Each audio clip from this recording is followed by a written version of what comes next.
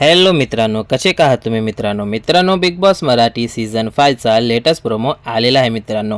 हो मित्रांनो, नॉमिनेशन जे टास्क आहे ते उद्याच्या भागामध्ये आपल्याला पाहण्यामध्ये येईल मित्रांनो. पण प्रोमोमध्ये असं दाखवलेलं आहे, काय झालेलं आहे ते मी तुम्हाला या व्हिडिओमध्ये सविस्तर माहिती सांगणार आहे मित्रांनो. तर व्हिडिओवर नवीन आहात तर व्हिडिओला लाईक करा आणि चॅनलला सबस्क्राईब करा. आणि स्वागत आहे मित्रांनो तुमचं ऑल रिव्ह्यूमध्ये.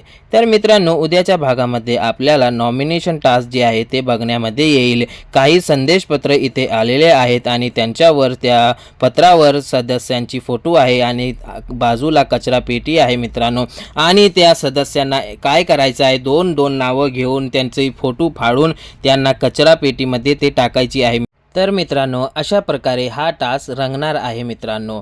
तर मित्रांनो, येथे निक्की येते आणि निक्की येऊन सांगते की दोस्त दोस्त का नहीं रहा तो उस दोस्त को इस घर में रहने का कोई हक नहीं है.